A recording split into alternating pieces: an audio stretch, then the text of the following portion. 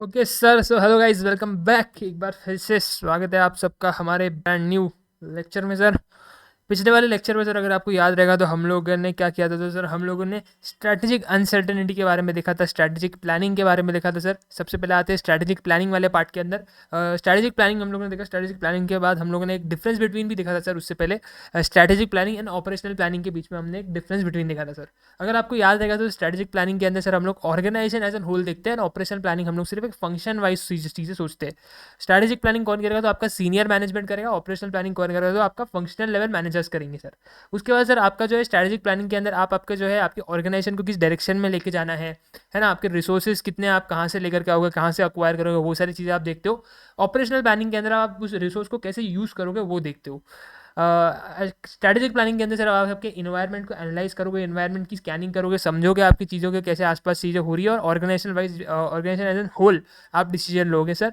आप आपके जो ऑपरेशनल प्लानिंग है उसके अंदर आप तरीके ढूंढोगे। आपकी स्ट्रैटेजी बन जाएगी, स्ट्रैटेजिक प्लानिंग करके आप स्ट्रैटेजी बना लोगे, लेकिन उस स्ट्रैटेजी को आप कैसे इंप्लीमेंट करोगे, कब इंप्लीमेंट करोगे, उसकी कैसे तरीके रहेंगे आपके। बेसिकली अलग अलग तरीके आप पैतरे ढूंढोगे ऑपरेशनल प्लानिंग करते वक्त। यहाँ पे आप आपकी स्ट्रैटेजी प्लानिंग करते वक्त क्या कर रहे थे सर, आप ओवरऑल ऑब्जेक्टिव एंड स्ट्रैटेजीज जो है अपने डिफाइन कर रहे थे। ऑपरेशनल प्लानिंग के अंदर आपके बिजनेस फंक्शंस के अंदर जो भी आपको लगता है कि आपका एक फंक्शन के लिए आपने जो है कोई स्ट्रैटेजी बनाई, आपको कोई दिक्कत लग रही है उसके अंदर, तो आप चेंजेस वगैरह उसके अंदर कर सकते हो, मॉडिफिकेशन वगैरह कर सकते हो, लेकिन आप कोई फंडामेंटल चेंज नहीं कर सकते हो सर। आप आपके बिजनेस आपका जो फंक्शन है वो फंक्शन रिलेटिव आप कुछ चेंज करना चाहते हो तो आप चेंज कर सकते हो, लेकिन आप ऐसा फंडामेंटल चेंज ऐसा आपका पूरा ऑर्गेनाइजेशन एज अ होल उसके लिए आप कुछ जो है यहाँ पे चेंजेस या फिर डिसीजन नहीं लेने वाले हो सर। मेरे ख्याल से इतना पार्ट आप सब लोगों को क्लियर था। Strategic planning and operational planning के बीच में अपना डिफरेंस क्लियर था।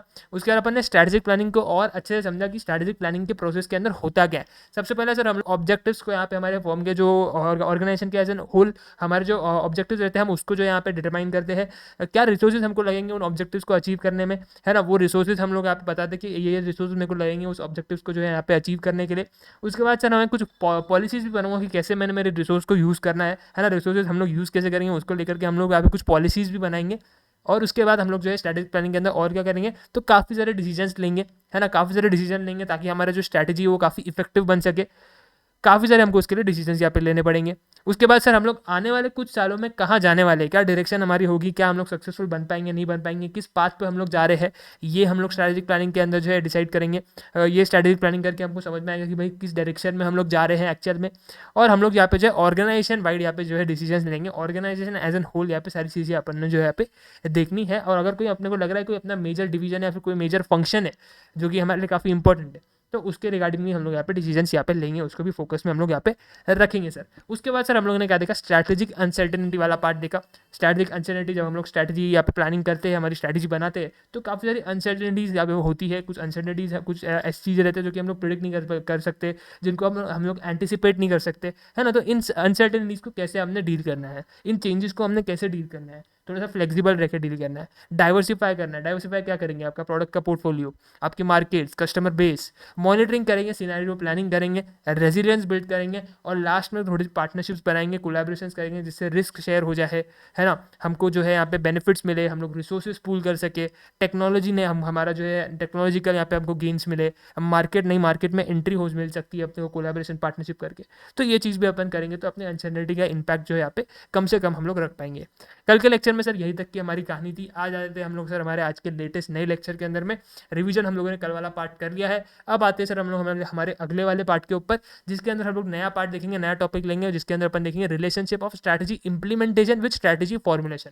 Strategy implementation and strategy formulation का क्या आपस में रिलेशनशिप बनता है, इसको अपने को समझना है sir. Many managers fail to distinguish between strategic formulation and strategic implementation. Strategy formulation and implementation के अंदर थोड़े लोग जो है यहाँ पे दिक्कत में आते हैं, कन्फ्यूजन यहाँ पे होता है, उसको अपन जो है यहाँ पे देखेंगे, समझेंगे और आगे बढ़ेंगे sir. Yet it is crucial to realize that difference between the two because they both require very different skills. Also a company will be successful only when the strategy formulation is sound. आपकी company कब successful रहेगी, जब आपकी strategy formulation अच्छे से हुई हुई है, अच्छी आपने एक स्ट्रैटेजी बनाई हुई है, एंड आपने उसको इंप्लीमेंट भी किया हुआ है एकदम एक्सीलेंट तरीके से, है ना। तो आपका फॉर्मुलेशन भी जब अच्छा होगा और जब आपकी इम्प्लीमेंटेशन भी उसकी अच्छी से आपने की हुई होगी, तभी जा करके आपके बिजनेस को, आपके ऑर्गेनाइजेशन को जो सक्सेस मिलेगा, तभी आपकी बिजनेस, आपकी ऑर्गेनाइजेशन सक्सेसफुल बन पाएगी सर। तो ये बात आपको समझना है। अगर आपके बिजनेस को, आपको जो है आपके ऑर्गेनाइजेशन को आपको क्या करना है, सक्सेसफुल बनाना है तो आपकी स्ट्रैटेजी फॉर्मुलेशन भी अच्छे से होनी चाहिए, आपने अच्छी स्ट्रैटेजी बनाई हुई होनी चाहिए, फॉर्मुलेशन उसका भी सही रहना चाहिए, और उसका जो इम्प्लीमेंटेशन वाला पार्ट है वो भी आपने ध्यान से देखना है, सही से आपने उसको इम्प्लीमेंट भी करनी है। जब दोनों चीज़ें अच्छे तरीके से आपने की हुई है तब जाकर के आपको जो है सक्सेस मिलता है sir. There is no such thing as successful strategic design. आप शुरुआत से कभी भी जो है यहाँ पे एक सक्सेसफुल स्ट्रैटेजिक डिज़ाइन नहीं बना पाओगे। एक ऐसी स्ट्रैटेजी जो है यहाँ पे शुरुआत से ही सक्सेसफुल नहीं रहेगी। एक बार स्ट्रैटेजी बनेगी, वो इंप्लीमेंट होगी, उसके बाद वो सक्सेसफुल बनेगी। डे वन से वो कभी सक्सेसफुल नहीं रहेगी। डे वन से आपको नहीं पता कि वो आपके लिए काम करेगी नहीं करेगी, है ना। जब स्ट्रैटेजी आप बनाते हो, उसको इंप्लीमेंट करते हो, थोड़ा टाइम बीतता है, तब आपको पता लगता है कि हाँ ये स्ट्रैटेजी सक्सेसफुल है मेरे लिए, है ना, ये स्ट्रैटेजी सही है मेरे लिए। डे वन पे आपको ये चीज़ नहीं पता लगेगी कि आपने एक स्ट्रैटेजी बनाई है मेरे लिए सक्सेसफुल है ना। एक दो दिन में आप ये नहीं बता सकते, थोड़ा टाइम लगेगा उसके लिए। This sound obvious but in practice the distinction is not always made. Often people blame the strategy model for the failure of a company with the while the main flaw might lied in strategy implementation. बहुत लोग बोलते हैं कि हम लोगों ने strategy सही नहीं बनाई, इसके लिए हम लोग जो यहाँ पे सक्सेसफुल नहीं बन पाए। लेकिन ऐसा नहीं होता है सर, स्ट्रैटेजी आपकी सही भी हो लेकिन अगर आपने उसको इंप्लीमेंट सही तरीके से नहीं किया तो आपको सक्सेस नहीं मिलेगा, है ना। तो लोगों को ऐसा लगता है कि यार हमने स्ट्रैटेजी सही नहीं बनाई। अगर वो लोग अनसक्सेसफुल बनती है, उनकी ऑर्गेनाइजेशन सक्सेस अचीव नहीं कर पाती है, तो लोग ब्लेम देते हैं कि उन्होंने सही स्ट्रैटेजी नहीं बनाई। लेकिन ऐसा नहीं होता है, वो लोग ये बात को इग्नोर करते हैं कि उन्होंने सही तरीके से उसको इंप्लीमेंट किया या फिर नहीं किया। ये चीज़ वो लोग देखते ही नहीं है ना। तो आपको यहाँ पे क्या करना है, आपको यहाँ पे फोकस करना है कि आपने जो है यहाँ पे जो स्ट्रैटेजी बनाई है वो भी सही बनाई है, उसको इंप्लीमेंट भी आपने अच्छे से किया हुआ है। जब दोनों चीज़ें आप सही से कर पा रहे हो तो आपको सक्सेस डेफिनेटली यहाँ पे मिलेगा ही मिलेगा सर, है ना। लोग यहाँ पे इग्नोर कर देते हैं इंप्लीमेंटेशन वाला पार्ट और सीधा सीधा ब्लेम दे देते कि यार हमने स्ट्रैटेजी सही से फॉर्म नहीं करी। अरे तुमने स्ट्रैटेजी एक आधी बार के लिए सही भी फॉर्म की रहेगी, पहले ये तो देखो तुमने उसको इंप्लीमेंट किया कि नहीं किया सही तरीके से, जैसे करना चाहिए था वैसे किया कि नहीं किया, है ना। This organisation success is a function of good strategy and proper implementation. आपको अच्छी स्ट्रैटेजी भी बनानी पड़ेगी यहाँ पे, है ना, अच्छी स्ट्रैटेजी भी बनानी है आपको, और उस अच्छी स्ट्रैटेजी को आपने सही तरीके से इंप्लीमेंट भी करना है ना, सही तरीके से उसको इंप्लीमेंट भी करना है। The matrix in the figure below shows, आपको एक मैट्रिक्स दिखाया गया है, जैसे कि आप देख सकते हो यहाँ पे हॉरिजॉन्टल पे आपको जो स्ट्रैटेजी फॉर्मुलेशन आपको यहाँ पे देखने को मिल रहा है ना, सॉरी वर्टिकल पे आप देख रहे हो तो आपको स्ट्रैटेजी फॉर्मुलेशन यहाँ पे देखने को मिल रहा है, एंड हॉरिजॉन्टल में आपका होगा यहाँ पे इंप्लीमेंटेशन, है ना। तो मैं यहाँ पे लिख देता हूँ, थोड़ा सा कट हो गया शायद, वो माउस है ना, तो माउस से कहीं लिखने बराबर आता नहीं है, तो थोड़ा एडजस्ट मान लो, ठीक है। और तुमको समझ में आ रहा है, हॉरिजॉन्टल पे सर नीचे यहाँ पे इंप्लीमेंटेशन है और यहाँ पे वर्टिकल पे स्ट्रैटेजी फॉर्मुलेशन है सर। आइए इस मैट्रिक्स को देखते हैं, समझते हैं सर। मान लेते हैं सर आपकी जो स्ट्रैटेजी फॉर्मुलेशन है ना वो साउंड है, अच्छी तरीके से आपने जो स्ट्रैटेजी बनाई हुई है, काफ़ी अच्छी स्ट्रैटेजी आपने बनाई हुई है, लेकिन सर आपने जो उसका इम्प्लीमेंटेशन है ना वो सही तरीके से नहीं किया, वीक इम्प्लीमेंटेशन है। स्ट्रैटेजी इम्प्लीमेंटेशन जो है क्या है वो वीक है। आपने स्ट्रैटेजी तो अच्छी बनाई, स्ट्रैटेजी तो अच्छी बनाई, साउंड स्ट्रैटेजी बनाई, लेकिन उसका इम्प्लीमेंटेशन सही तरीके से नहीं किया, वीक इम्प्लीमेंटेशन किया।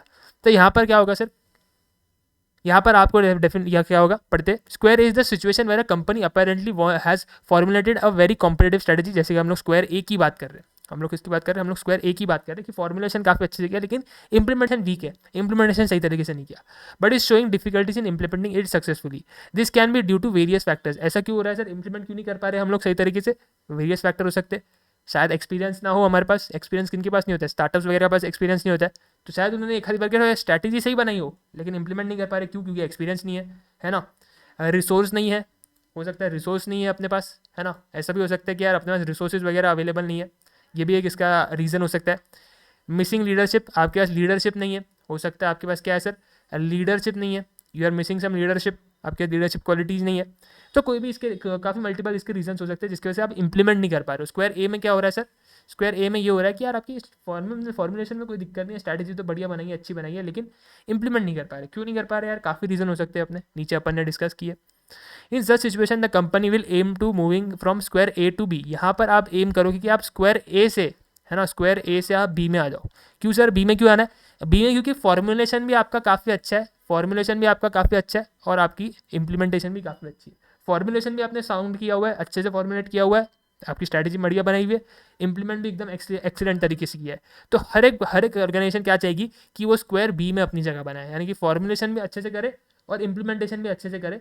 तो वो हर एक ऑर्गेनाइजेशन यहाँ पे यही कोशिश करेगी कि यार अपन जो है क्या करे, बी वाले स्क्वायर के अंदर रहने की कोशिश करे। जो ए वाली स्क्वायर वाली कंपनी है वो कोशिश करेगी कि यार हम लोग बी स्क्वायर में जाए, इंप्लीमेंटेशन भी हमारा अच्छा करे। यहाँ पे आते स्क्वायर बी के तरफ तो हमने बी देख लिया क्या सारा कुछ हम लोग यहाँ पे अच्छे से किया हुआ है यार, इंप्लीमेंट भी सही तरीके से किया हुआ है, फॉर्मुलेट भी सही तरीके से किया हुआ है। B is a ideal situation, हर एक ऑर्गेनाइजेशन चाहती है कि वो बी वाले स्क्वायर के अंदर रहे। Where a company has succeeded in designing a sound competitive strategy, आपने एक साउंड कॉम्पिटेटिव स्ट्रेटजी बनाई हुई है और उसको इंप्लीमेंट भी सही तरीके से किया हुआ है ना। अब आते हैं स्क्वायर सी की तरफ। स्क्वायर सी में क्या हो रहा है सर? स्क्वायर सी में ये हो रहा है, स्क्वायर सी में ये हो रहा है कि आपने जो फॉर्मुलेशन किया हुआ है ना, फॉर्मुलेशन वो भी आपने ख़राब किया हुआ है, और जो उसका इम्प्लीमेंटेशन है ना वो भी आपने ख़राब किया हुआ है। इम्प्लीमेंटेशन भी वीक है और फॉर्मुलेशन भी फ्लॉयड है। फ्लॉयड मतलब यानी कि आपने उसको सही तरीके से फॉर्म नहीं किया हुआ है, कुछ ना कुछ खामियां है उसके अंदर, कमी है उसके अंदर, सही तरीके से आपने उसको फॉर्मुलेट नहीं किया हुआ है ना। स्ट्रैटेजी सही तरीके से आपने प्रिपेयर नहीं की हुई, बनाई भी नहीं है आपने, तो वो फ्लॉयड है।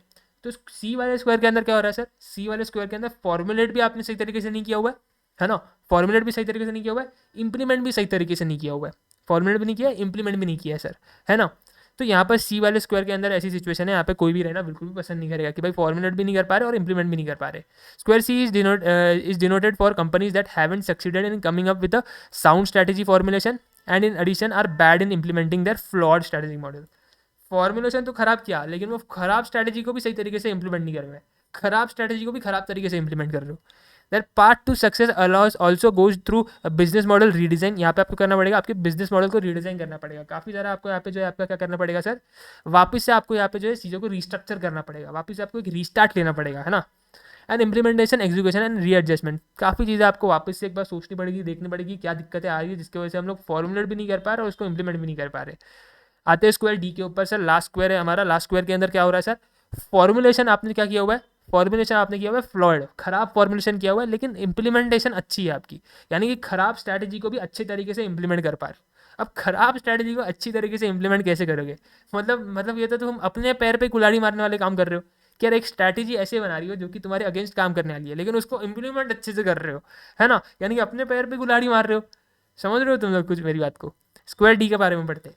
Square D is a situation where the strategy formulation is flawed, strategy एकदम खराब सी बनाई हुई है, फ्लॉयड है, कमियां है बहुत उसके अंदर, but the company is showing excellent implementing skill, लेकिन वो खराब स्ट्रैटेजी को बड़े अच्छे तरीके से इंप्लीमेंट कर पा रही है ये form. When an organization finds itself in square D, the first thing they have to do is to redesign their strategy before readjusting the implementation execution skill. यहाँ पे आपको सबसे पहली चीज़ क्या करनी है कि भाई जो फॉर्मुलेशन करते वक्त दिक्कतें हमको आई थी ना, जो स्ट्रैटेजी हमने बनाई है उसके अंदर जो कमियां हम लोगों ने छोड़ दी ना, वो कमियों को सबसे पहले भरना है। एक बार उस कमियों को भर दिया ना हमने, तो हम लोग स्क्वायर बी में ऑटोमेटिकली शिफ्ट हो जाएंगे। क्योंकि इंप्लीमेंटेशन स्किल्स तो हमारी बहुत अच्छी है, फॉर्मुलेट सही तरीके से नहीं किया है, कुछ कुछ कमियां छोड़ी हुई है, वो कमियों को भरो, वो कमियों को जो है यहाँ पे भरो। अगर तुम वो कमियां वो गैप्स फिलअप कर लेते हो तो तुम लोग जो है काफ़ी अच्छे से जो है यहाँ पे सक्सेस को जो है अचीव कर सकते हो। मेरे ख्याल से आपको जो है मैट्रिक्स है ना, ये जो मैट्रिक्स है अपना स्ट्रैटेजी इंप्लीमेंटेशन और स्ट्रैटेजी फॉर्मुलेशन का जो रिलेशनशिप यहाँ पे हमको बताता है, वो मेरे ख्याल से सबको समझ में आ रहेगा, है ना। आई होप सबको ये चीज़ें समझ में आ रही है। आगे बढ़ते हैं sir. Taken together all the elements of business strategy, it is to be seen as a chosen set of actions by means of which a market position relative to the competing enterprise is sought and maintained. This gives us the notion of competitive position. आपको जो है इससे आपकी competitive position भी पता लगती है, आपका जो ऊपर का मैट्रिक्स है ना, इससे आपको आपकी competitive position भी पता लग जाएगी. The responsibility for efficiency lies with the operational managers, with the top management having the primary responsibility for strategic orientation of the organization. आते नीचे सर एक और एक मैट्रिक्स देखते हैं यहाँ पे। अब ये जो अपन ने चीज़ें देखी, अपन ने जो है अगर आप देखोगे तो स्ट्रैटेजिक प्लानिंग और ऑपरेशनल प्लानिंग, ये एक चीज़ अपन ने देखी। स्ट्रैटेजिक प्लानिंग और ऑपरेशनल प्लानिंग अपन ने ये एक चीज़ें देखी। तो आप प्लानिंग इस वर्ड को रिप्लेस कर दो मैनेजमेंट के साथ में। आपने क्या किया हुआ है? स्ट्रैटेजिक फॉर्मुलेशन किया हुआ है। हॉरिजॉन्टल पे आप देख सकते हो स्ट्रैटेजिक फॉर्मुलेशन है, वर्टिकल पे आप देख सकते हो ऑपरेशनल मैनेजमेंट है। ऑपरेशनल मैनेजमेंट है आपका कि आपका जो है आपने स्ट्रैटेजी बनाई हुई है। स्ट्रैटेजी कौन बना रहा है? बेसिकली स्ट्रैटेजी बना रहा है आपका top level management, corporate level management, वो स्ट्रैटेजी बना रहा है। उस स्ट्रैटेजी को इंप्लीमेंट कौन कर रहा है? उस स्ट्रैटेजी को आपका इंप्लीमेंट कौन कर रहा है? आपके जो ऑपरेशनल लेवल मैनेजमेंट है, यानी कि आपके फंक्शनल लेवल मैनेजमेंट। स्ट्रैटेजी आपको बताई जा रही है भाई ऐसे ऐसी स्ट्रैटेजी, ये डायरेक्शन में अपने जाना है। आपके जो फंक्शनल लेवल मैनेजर है उन्होंने उस अकॉर्डिंगली जो है वहाँ पे काम करना है। ऑपरेशनल अपने जो ऑपरेशन है उस हिसाब से उस स्ट्रैटेजी के अनुसार, उस स्ट्रैटेजी के अकॉर्डिंग वहाँ पे उसको क्या करना है, यहाँ पे इम्प्लीमेंटेशन करना है ना। तो यहाँ पर आप देख सकते हो स्ट्रैटेजी फॉर्मुलेशन और स्ट्रैटेजी का इंप्लीमेंटेशन। बेसिकली ऑपरेशनल मैनेजमेंट को एक तरीके से आप इंप्लीमेंटेशन ही यहाँ पे बोल सकते हो, है ना। एक तरीके से ये इंप्लीमेंटेशन वाला ही पार्ट है। ये वाला जो ऑपरेशनल मैनेजमेंट है, ये इंप्लीमेंटेशन भी, इधर इन्होंने वर्ड चेंज कर लिया, बेसिकली वो है इंप्लीमेंटेशन, स्ट्रैटेजिक इंप्लीमेंटेशन ही होना चाहिए वहाँ पे। ओके, एक और एक मैट्रिक्स अभी हम लोग समझ रहे हैं, काफ़ी बढ़िया मैट्रिक्स है, इसको ध्यान से समझेंगे। स्ट्रैटेजिक फॉर्मुलेशन मैं कह रहा हूँ आपका इफेक्टिव है, काफ़ी अच्छे से आपने जो है इफेक्टिवली जो है यहाँ पे स्ट्रैटेजी को जो है यहाँ पे फॉर्मुलेट किया हुआ है ना। और आपका जो यहाँ पे इम्प्लीमेंटेशन है वो काफ़ी एफिशिएंट है, काफ़ी एफिशिएंट है। अब इफेक्टिव और एफिशिएंट को समझते हैं हम लोग क्या। इफेक्टिव मतलब क्या सर? इफेक्टिव मतलब कि आप सही चीज़ कर रहे हो, है ना। इफेक्टिव मतलब कि आप एक सही चीज़ कर रहे हो, आप काफ़ी अच्छे से कर पा रहे हो उस पर्टिकुलर टास्क को, आप सही चीज़ कर रहे हो, आप अच्छी अच्छी एक सही चीज़ कर रहे हो आप। एफिशिएंट मतलब क्या? Efficient is regarding with your time, कि आप उसको सही तरीके से सही टाइम पे कर पा रहे हो, है ना। आप एक सही चीज़ कर रहे हो। इफेक्टिव इज क्या? आप इफेक्टिव इज आप सही चीज़ कर रहे हो, है ना। You are doing a right thing. And efficient मतलब क्या? You are doing the right thing in a right way, है ना। जितना टाइम में वो चीज़ होनी चाहिए थी, जैसे वो चीज़ होनी चाहिए थी, आप उसको वैसे कर रहे हो। आपने एक सही ऑप्शन चुना है ना। अब आपको पता है कि यहाँ पे जो है 4 ऑप्शन है आपके सामने, A B C D. Answer आपको पता है सी आंसर है उसका, लेकिन सी को टिक मार्क भी तो करना पड़ेगा। फास्टेस्ट फिंगर फर्स्ट अपन खेलते, केबीसी आप लोगों ने देखा रहेगा। केबीसी के अंदर फास्टेस्ट फिंगर फर्स्ट होता है। केबीसी के अंदर अगर फास्टेस्ट फिंगर फर्स्ट होता है, तो वहाँ पे जो बंदा उस सीट पे बैठा है, फास्टेस्ट फिंगर फर्स्ट खेल रहा है, उसको क्या करना है? उसको सही आंसर भी करना है, यहाँ पे पता करना है कि सही आंसर भी क्या रहेगा, और उस सही आंसर को उसको जल्दी से जल्दी वहाँ पे जो है टैप भी करना है, सिलेक्ट भी करना है। अगर वो लेट सिलेक्ट करेगा तो उसका जो है सिलेक्शन नहीं होगा हॉट सीट पे। मेरे ख्याल से जितने भी बच्चे ये लेक्चर्स देख रहे हैं, सब लोगों ने केबीसी कभी ना कभी अपनी ज़िंदगी में तो देखा रहेगा, एक एपिसोड तो देखा रहेगा। उसके अंदर आपको पता है, अगर आपको अमिताभ बच्चन के साथ बैठ के वहाँ पे केबीसी खेलना है, हॉट सीट पे बैठ के केबीसी खेलना है, तो वहाँ पे काफ़ी सारे कंटेस्टेंट्स रहते हैं, है ना। वो कंटेस्टेंट्स क्या करते हैं? फास्टेस्ट फिंगर फर्स्ट खेलते हैं। यानी कि अमिताभ बच्चन उनको 2-3 सवाल पूछता है, वो 2-3 सवालों के जवाब जो सबसे जल्दी देगा और सही देगा, सही भी तो देना है, जल्दी का गेम नहीं है, सही भी होना चाहिए आपका जवाब, और वो जल्दी आया वो भी होना चाहिए, है ना। जिनके दोनों चीज़ें फुलफिल होती है ना, तो वो बंदा जो है वहाँ पे हॉट सीट पे आकर बैठता है, कि उसको सही जवाब भी देना है और सबसे जल्दी भी देना है। समझ रहे हो आप? तो अगर वो सही जवाब दे रहा है, अगर वो सही जवाब दे पा रहा है, यानी कि ही इज़ इफेक्टिव। और अगर वो सही जवाब को भी एकदम फास्ट दे पा रहा है, बाकी उसे जल्दी दे पा रहा है, that means he is efficient also, है ना। अगर आप सही जवाब दे रहे हो तो यू आर इफेक्टिव। अगर आप उसको जल्दी से कर पा रहे हो, है ना, फास्टेस्ट फिंगर फर्स्ट में अपने को सही जवाब भी देना है, सही ऑप्शन को भी क्लिक करना है, और सबसे जल्दी भी करना है, यानी कि अपने को इफेक्टिव भी बनना है और अपने को एफिशिएंट भी बनना है ना। तो यहाँ पर आपका आपका इफेक्टिव यानी कि क्या? आपकी स्ट्रैटेजी जो आपने बनाई हुई ना, वो आपके लिए सही होनी चाहिए, है ना। वो आपके लिए सही होनी चाहिए, और वो सही स्ट्रैटेजी जो आपने बना ली, लेकिन उसको आपको इंप्लीमेंट भी तो सही तरीके से करते आना चाहिए, है ना। वो इंप्लीमेंट भी तो आपको सही तरीके से करते आना चाहिए। तो बेसिकली ऊपर वाला जो मैट्रिक्स है ना, इट इज सेम, बस sound, flawed, weak and excellent को इन्होंने चेंज करके नीचे effective, efficient and ineffective and inefficient कर दिया है, बस द चेंज, बस इतना उन्होंने चेंज किया। मतलब सेम ही है आज, अभी भी मतलब सेम ही है। ऊपर वाले मैट्रिक्स का, नीचे वाले मैट्रिक्स का मतलब सेम ही है, टर्म्स बदल दिए बस, है ना। टर्म्स बदल दिए। तो यहाँ पर अगर आपका फॉर्मुलेशन इफेक्टिव है, काफ़ी अच्छी तरीके से आपने उसको फॉर्मुलेट किया हुआ है स्ट्रैटेजी को, और आपने उसको सही स्ट्रैटेजी को अच्छे तरीके से, सही तरीके से इंप्लीमेंट भी किया हुआ है ना। जल्दी अपना जितना टाइम फ्रेम में आपको उसको इंप्लीमेंट करना चाहिए था, उतने उस टाइम फ्रेम में उसको इंप्लीमेंट किया हुआ है, सही तरीके से किया हुआ है उस पर्टिकुलर टास्क को। अगर आपने एक काम को सही तरीके से किया हुआ है, तो आपको वापस से उस काम को नहीं करना पड़ेगा ना। लेकिन अगर आपने उस काम को सही तरीके से नहीं किया है, गलत तरीके से किया है, तो आप इनएफिशिएंट हो जाओगे ना। आपको वापस से वो काम को रिपीट करना पड़ेगा, उसको सही करने के लिए और टाइम डालना पड़ेगा, है ना। तो इफिशिएंट मतलब क्या? इफेक्टिव मतलब क्या? आपने सही चीज़ की हुई है, और उस सही चीज़ को भी आपने सही चीज़ सिलेक्ट की हुई है। उस सही चीज़ को सिलेक्ट जो आपने किया हुआ है, जो स्ट्रैटेजी आपने सिलेक्ट किया हुआ है, उसको आपने अगर सही तरीके से इंप्लीमेंट भी कर दिया, तो आप इफिशिएंट भी कहलाए जाओगे। क्योंकि अभी वापस से आपको अननेसेसरली टाइम वेस्ट नहीं करना ना उस स्ट्रैटेजी को ठीक करने में, वो कमियाँ भरने में। अगर वो आप कमियाँ भर रहे हो, एक्स्ट्रा टाइम लगेगा, इनएफिशिएंट बन जाओगे, है ना। तो स्ट्रैटेजी फॉर्मुलेशन आपका अगर इफेक्टिव है, स्ट्रैटेजी फॉर्मुलेशन आपका इफेक्टिव है, और उसका इम्प्लीमेंटेशन भी आपका एफिशिएंट है, तो आप थ्राइव करोगे। आप क्या करोगे? आप थ्राइव करोगे। थ्राइव करोगे यानी क्या? अच्छे से आप ग्रो करोगे, है ना। You will grow. थ्राइव करोगे मतलब क्या? ग्रो करोगे यार, अच्छे से सक्सेस की तरफ बढ़ पाओगे यार, सक्सेसफुल बन पाओगे, है ना। You will grow. बट अगर आपका स्ट्रैटेजिक फॉर्मुलेशन इनइफेक्टिव, यानी कि आपने स्ट्रैटेजी जो बनाई वो सही नहीं बनाई, लेकिन वो जो स्ट्रैटेजी आपने गलत स्ट्रैटेजी बनाई, उसको आपने सही तरीके से इंप्लीमेंट कर दिया, तो आप क्या करोगे? मरोगे, लेकिन धीरे धीरे मरोगे। क्यों? क्योंकि गलत स्ट्रैटेजी लगाई, लेकिन गलत स्ट्रैटेजी अच्छे से लगाई। समझ रहे हो? आपने गलत स्ट्रैटेजी बनाई, लेकिन वो गलत स्ट्रैटेजी जो आपने बनाई, उसको आपने सही तरीके से इंप्लीमेंट कर दिया, तो मरोगे, मरना तो तय है। क्यों? क्योंकि जो टास्क अपन ने यहाँ पे किया है, जो स्ट्रैटेजी अपन ने यहाँ पे इंप्लीमेंट की है, वो गलत स्ट्रैटेजी इंप्लीमेंट की है। तो वो अपने जो आउटकम देगी हमको, वो आउटकम होगा जो कि हम चाहते नहीं है ना। वो हम जो आउटकम रहेगा, वो ऐसा आउटकम रहेगा जो कि हम लोग चाहते नहीं है। इसका मतलब मरेंगे हम लोग, है ना। हमारी हमको हम लोग फेल होंगे, लेकिन थोड़ा सा डिले के साथ होंगे। टाइम थोड़ा सा डिले हो जाएगा। क्यों? क्योंकि हमने उसका इम्प्लीमेंटेशन सही तरीके से किया था, है ना। तो कहीं ना कहीं हम लोग मरेंगे, लेकिन आराम से मरेंगे, विल डाई स्लोली, है ना। तो यहाँ पर एक ही बात ही होती है।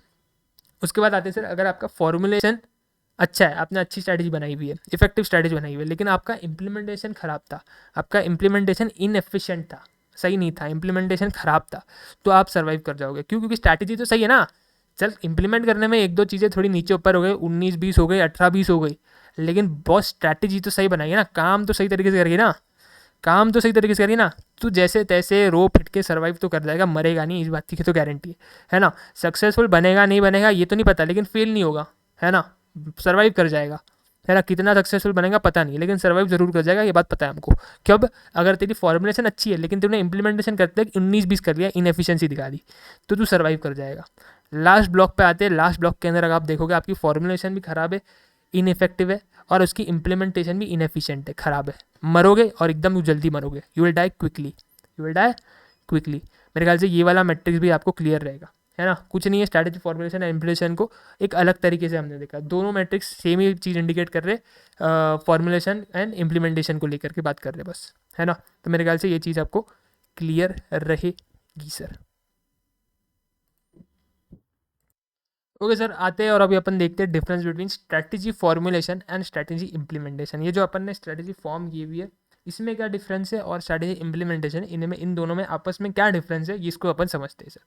Strategy formulation includes planning and decision making. आप क्या करते हो सर? प्लानिंग करते हो, फॉर्मुलेशन करते हो, डिसीजन मेकिंग करते हो, है ना, कि क्या ऑर्गेनाइजेशन के हमारे गोल्स रहेंगे, क्या हमारे प्लान्स रहेंगे वगैरह, वो सारी चीज़ें आप डिस्कस करते हो, प्लानिंग करते हो, डिसीजन मेकिंग लेते हो फॉर्मुलेशन करते वक्त। इंप्लीमेंटेशन करते वक्त आप क्या करते हो sir? Strategy implementation involves all those means related to executing the strategic plan. Plan बनाते हो यानी कि फॉर्मुलेट करते हो, उसको इंप्लीमेंट करते हो यानी कि इंप्लीमेंटेशन करते हो। सिंपल सी भाषा में उन्होंने चीज़ें लिखी हुई है। In short, strategy formulation is placing the forces before the action. In short, strategy implementation is managing forces during the action. जब आपने आपके फोर्सेस को एक्शन में डाल दिया और अब आप उनको सिर्फ मैनेज कर रहे हो, है ना, आपने आपकी सेना थी, इमेजिन करो आप जो है एक वॉर पे जा रहे हो, है ना, आपने एक वॉर पे जाना है, आपने वॉर पे लेकर जानी है बहुत सारी आपकी सेना, है ना, आपके पास सेना है, आपने आपकी सेना को वॉर पे उतार दिया। अब बस आप क्या कर रहे हो? उनको बस देख रहे हो, नज़र रख रहे हो, है ना। ऐसा अज्यूम करो सब लोगों ने अपने कान में ब्लूटूथ पहना हुआ है, आप उनको ब्लूटूथ पे आवाज़ दे रहे हो, भाई ऐसा लड़, वैसा लड़, वैसा काम कर, ऐसा काम कर, वैसा काम कर, है ना। तो वो चीज़ों को मैनेज कर रहा है, जैसे कि सर इसको और अच्छे से समझते हैं, जैसे कि क्रिकेट मैच है सर, क्रिकेट मैच पे आपको पता है अपने कैप्टन कौन? रोहित शर्मा, है ना, अपने कैप्टन कौन? रोहित शर्मा। तो अभी अपना मैच शुरू हुआ, मैच शुरू होते वक्त अपने रोहित शर्मा, अपना जो कैप्टन है, उसका क्या काम है? मैच शुरू हो चुका है ना, मैच से पहले उन्होंने जितनी बातें करनी थी, मैनेजमेंट के साथ बैठ के, कोच के साथ बैठ करके जितना चीज़ें डिस्कस करना था, वो रोहित शर्मा ने कर लिया, है ना, एक प्लान रेडी कर लिया।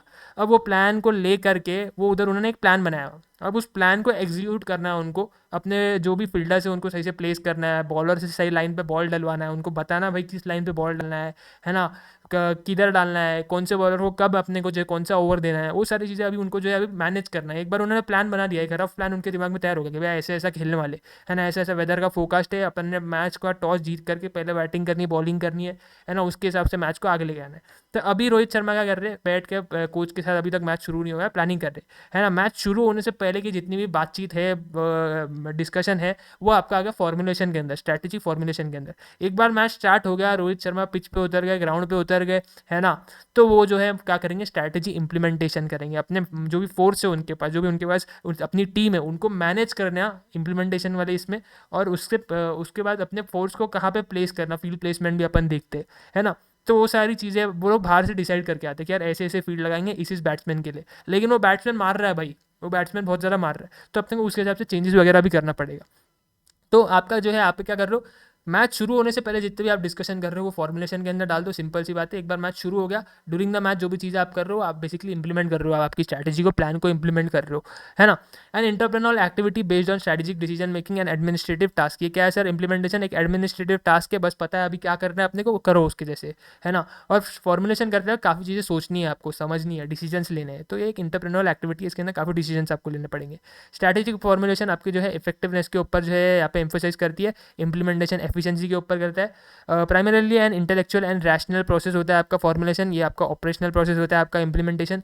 Requires coordination among few individuals eight top level, जैसे कि आपका अगर मैं टॉप लेवल हो गया तो सीईओ हो गया है ना, सीईओ हो गया, आपके जो डायरेक्टर्स हो गए, ये लोग बैठ के आपस में जो यहाँ पे डिस्कशन करने वाले हैं। क्रिकेट मैच के हिसाब से बोलूँ तो रोहित शर्मा जो हमारे कैप्टन है, कोचेज हो गए और भी जो मैनेजमेंट का स्टाफ होगा वो बैठ के आपस में डिस्कशन करेगा। बाकी जो टीम है वो अपना जो है अपना अपना जैसे जैसे उनको इंस्ट्रक्शन मिले जाएंगे वैसे वैसे वो काम करेंगे, है ना। तो मेन जो यहाँ पे स्ट्रैटेजी फॉर्मुलेशन करते वक्त थोड़ा सा आपका जो सिलेक्टिव लोग हैं जो कि आपके टॉप लेवल पे, वो लोग ही आपस में कोऑर्डिनेट करने वाले। इंप्लीमेंटेशन करते वक्त requires coordination among many individuals at the middle and lower level. यहाँ पे बाकी अभी पूरी टीम के साथ यहाँ पे डिस्कशन करेंगे रोहित शर्मा की भाई ऐसे ऐसे हम लोग ने यहाँ पे प्लान रेडी किया, ऐसे ऐसे ये काम भाई तेरा है, सिराज ये काम तेरा है, फिर उसके बाद मोहम्मद शमी ये काम आपका है, बुमराह ये काम आपका है, आपको ऐसे ऐसे बॉल डालना है, बैट्समैन को ऐसे समझाया जाएगा भाई कोहली देख संभाल के मारियो, आउट मत हुई हो जल्दी, नीचे बैटिंग थोड़ी सी वीक चल रही है, लाइनअप थोड़ा वीक चल रहा है, खराब फॉर्म में चल रहा है, तेरे को रन बनाने पड़ेंगे। वो सारे डिस्कशन फिर बाद में होंगे उनके साथ बाद में, है ना, इंप्लीमेंटेशन करते वक्त। Requires a great deal of initiative, logical skills, conceptual,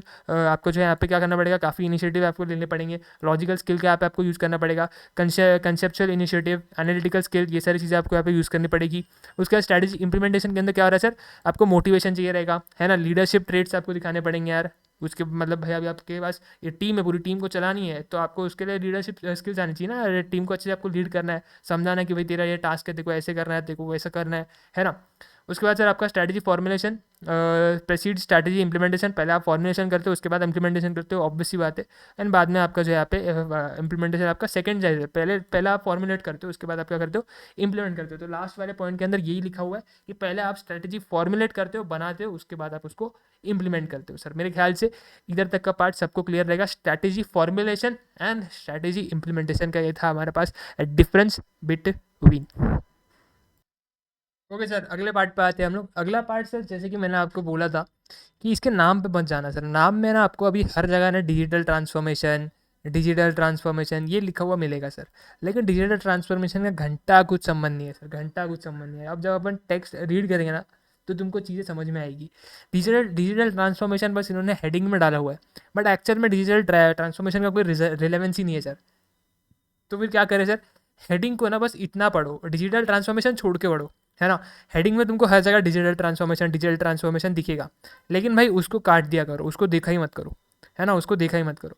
फिर अपने लिए हेडिंग क्या है सर, अपने लिए हेडिंग ये है, अभी जो हमारा नेक्स्ट टॉपिक जो अभी अपन शुरू कर रहे हैं वो हेडिंग है स्ट्रैटेजिक चेंज। कि यार अगर अपने को स्ट्रैटेजिक चेंज करना है, अपन ने एक स्ट्रैटेजी जो है यहाँ पे क्या करी, अडेप्ट करी, एक स्ट्रैटेजी अपन ने फॉर्मुलेट करी, उसको इंप्लीमेंट किया। बट अभी अपने को लग रहा है यार ये स्ट्रैटेजी जो अपन ने फॉर्मुलेट करके इंप्लीमेंट करी है ना, कुछ खास इससे ये नहीं मिल रहा है, क्या नहीं मिल रहा है, आउटकम नहीं मिल रहा है। जो अपने को डिजायर्ड आउटकम था, जो हमारे गोल्स थे, जो हमारे ऑब्जेक्टिव्स है ना, ये स्ट्रैटेजी से पूरे नहीं हो रहे। स्ट्रैटेजी में कुछ चेंजेस करने पड़ेंगे, है ना। अब स्ट्रैटेजी में आपको कुछ चेंजेस करना है तो आप कैसे करोगे, क्या स्टेप्स रहेंगे, कब चेंजेस करने हैं, कब नहीं करने हैं, वो सारी चीज़ें अभी अपने को देखने की है। डिजिटल ट्रांसफॉर्मेशन ये वर्ड इरेलीवेंट वर्ड है, इंस्टीट्यूट ने फालतू में ज़बरदस्ती का इधर उन्होंने घुसाया हुआ है। लेकिन डिजिटल ट्रांसफॉर्मेशन को छोड़ दो, नहीं तो तुम लोग क्या करोगे, डिजिटल ट्रांसफॉर्मेशन देख के इन जनरल फेंकना चालू करोगे, मैच करेगा नहीं आंसर और फिर तुमको मार्क्स मिलेंगे नहीं, है ना। तो डिजिटल ट्रांसफॉर्मेशन को मत देखना, आगे जब आप लोग अभी अपन जब रीड करेंगे ना तो तुमको चीज़ें समझ में आएगी। आते हैं सर स्ट्रैटेजिक चेंज, अपना ये मेन मुद्दा है कि यार अपन ने एक स्ट्रैटेजी फॉर्मुलेट की, उसको इंप्लीमेंट किया, लेकिन अभी लग रहा है कि यार स्ट्रैटेजी अपने लिए सही तरीके से काम नहीं कर रही है, तो अब इसके अंदर कुछ चेंजेस अपने को करने पड़ेंगे उस स्ट्रैटेजी को बेटर बनाने के लिए, है ना। तो वो अपने को कैसे करने का स्टेप्स होंगे, वो सारी चीज़ें अपने को देखनी है sir. Organisation are being pushed harder than ever to shift digitally in order to stay competitive. बोल रहे हैं कि यार डिजिटली जाने के लिए पुश किया जा रहा है ऑर्गेनाइजेशन को, बट कुछ रिलेवेंस नहीं है अपने टॉपिक के साथ में, जस्ट एक रैंडम सी बात उन्होंने कह दी है, ऐसे समझो। Digital transformation, however, may be difficult and complicated process. To guarantee the projects for digital transformation are effective, change management is crucial. We will now examine change management's function in digital transformation. Irrelevant चीज़, ये वाला जो para है ना irrelevant है, याद रखने की भी ज़रूरत नहीं है, ठीक है ना, याद रखने की भी ज़रूरत नहीं है। याद क्या रखना है सर, याद अभी यहाँ से रखना है अपने को। स्ट्रैटेजिक चेंज का ये प्रोसेस अभी अपन समझने वाले हैं कि भाई स्ट्रैटेजिक चेंज अपने को लेना है, कैसे अपन चेंज को लेंगे, है ना। मैंने आइडेंटिफाई किया हुआ है कुछ दिक्कत है मेरी एग्जिस्टिंग स्ट्रैटेजी के अंदर, चेंज लेना है, कैसे लूँगा उसके अपने को चीज़ें समझनी है। The change in environment forces often requires business to make modifications, कुछ मॉडिफिकेशन करना पड़ता है ना। एक सेकंड। तो सर ज़रूरी नहीं है कि आपका कुछ ऐसा मतलब स्ट्रैटेजी के अंदर कोई दिक्कत आ रही है तो तभी आप चेंज लोगे। एनवायरनमेंट के अंदर भी कुछ ऐसे चेंजेस ऐसे आ सकते हैं जिसकी वजह से आपको आपकी स्ट्रैटेजी को बदलना पड़ रहा है। कोई अनसर्टेनिटी आ रही है उसकी वजह से आपको आपकी स्ट्रैटेजी को बदलना पड़ रहा है। कुछ ऐसी चीज़ हो रही है जो कि आपने पहले कभी एंटिसिपेट नहीं की थी, वो चीज़ हो रही है, तो भी आपको आपकी स्ट्रैटेजी को बदलना पड़ रहा है। तो मल्टीपल रीजंस आपके हो सकते हैं आपकी स्ट्रैटेजी को चेंज करने के लिए, है ना? तो आपको उसकी वजह से क्या करना पड़ते, मॉडिफिकेशन लेकर आने पड़ते। आपकी स्ट्रैटेजी के अंदर इन सारे रीजंस की वजह से मॉडिफिकेशन आपको लेकर के आने पड़ते। Strategic change is a complex, अगर आपको स्ट्रैटेजी को चेंज करना है तो थोड़ा सा आपके लिए कॉम्प्लेक्स प्रोसेस रहता है। That involves a corporate strategy focused on a new market. हो सकता है आपका नए मार्केट के अंदर जा रहे हो तो आपको आपका स्ट्रैटेजिक चेंज लेना पड़ रहा है। प्रोडक्ट नया लेकर के आ रहे हो, इसकी वजह से आपको आपकी स्ट्रैटेजी बदलनी पड़ रही है। कोई नई सर्विस लेकर के आ रहे हो and new ways of doing business अगर आप लेकर के आ रहे हो, उसकी वजह से आपको आपकी स्ट्रैटेजी को जो है यहाँ पे बदलना पड़ सकता है sir.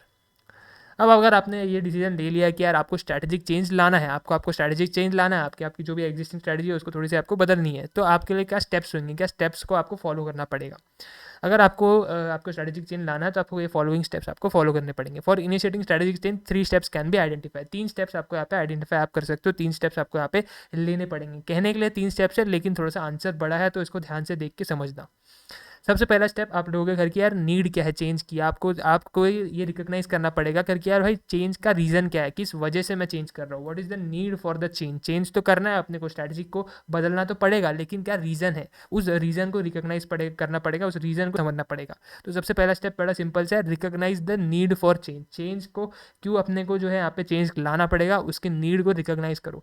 The first step is to diagnose which facets of the present corporate culture are strategy supportive and which are not. बड़ी इंपॉर्टेंट लाइन है सर, याद रखना। एग्जैक्ट लाइन अगर एग्जाम में ये क्वेश्चन आपको आता है, एग्जैक्ट लाइन आपको आपके आंसर के अंदर लिखनी पड़ेगी। सबसे पहला स्टेप आपको ये देखना पड़ेगा कि प्रेजेंट मेरा जो कॉर्पोरेट कल्चर के कौन से ऐसे हिस्सा है, कौन से ऐसे पार्ट्स है, प्रेजेंट मेरी स्ट्रैटेजी के कौन से ऐसे एलिमेंट्स है जो कि स्ट्रैटेजी मेरे कौन से ऐसे कल्चर के, प्रेजेंट कॉर्पोरेट कल्चर के मेरे कौन से ऐसे हिस्सा है जो कि मेरी स्ट्रैटेजी को सपोर्ट करते हैं और जो कि मेरे स्ट्रैटेजी को सपोर्ट नहीं करते। कल्चर है सर आपके ऑर्गेनाइजेशन के अंदर, आपका ऑर्गेनाइजेशन किस तरीके से काम करता है ना। कल्चर बेसिकली आपका जो है आपका ऑर्गेनाइजेशन किस तरीके से काम करता है, क्या इन्वायरमेंट उसके अंदर, वर्किंग इन्वायरमेंट कैसा है, लोग किस तरीके से काम करते हैं, क्या आपकी जो है यहाँ पे लोगों को जो है यहाँ पे अगर आपके आपके ऑर्गेनाइजेशन के अंदर कोई नया बंदा आता है तो उसको अच्छी बातें बताई जाती है या फिर उसके एम्प्लॉय लोग पिचिंग बुराई बताते हैं अपने ऑर्गेनाइजेशन की कि भाई यार ऑर्गेनाइजेशन बिल्कुल अच्छी नहीं है। अगर वो कोई नया बंदा आपके ऑर्गेनाइजेशन ज्वाइन कर रहा है और उसको चीज़ें सारी अच्छी बताई जा रही है, क्या ऑर्गेनाइजेशन बहुत अच्छी है, सपोर्टिव है, लोग यहाँ पे काफ़ी अच्छे से जो है यहाँ पे बातचीत करते हैं, काम करते हैं, सपोर्ट करते हैं,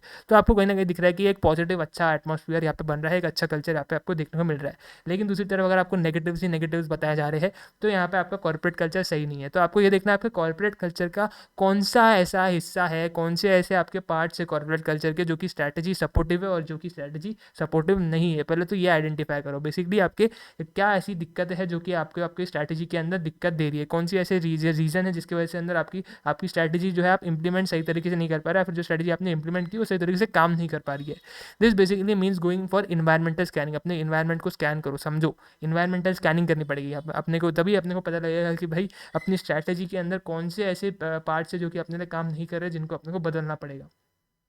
involving appraisal of both internal and external capabilities through स्वॉट एनालिसिस। स्वॉट एनालिसिस अभी आपको यहाँ पे करनी पड़ेगी। स्वॉट एनालिसिस करोगे तो पता लग जाएगा आपको कि भाई यार ये दिक्कत है, इनके वजह से मेरे को मेरी स्ट्रैटेजी के अंदर ये मॉडिफिकेशंस करने पड़ेंगे sir. And then determine where the lacunae lies and scope up for change exist. Basically आप क्या करो, स्वॉट एनालिसिस करो, आपका इन्वायरमेंटल स्कैनिंग करो, पता करो कहाँ दिक्कत है और उसको वहाँ पे ठीक करके जो यहाँ पे आगे बढ़ सकते हो सर। तो पहले चीज़ recognise the need for change. उसके बाद सर आपका दूसरे स्टेप के अंदर आप क्या करोगे, create a shared vision to manage change. अब आपने क्या कर दिया, अब आपने लोगों को अब आपने चेंज को आइडेंटिफाई कर लिया कि यार ये रीज़न है, इस रीज़न की वजह से मेरे को चेंज जो है यहाँ पे करना पड़ रहा है।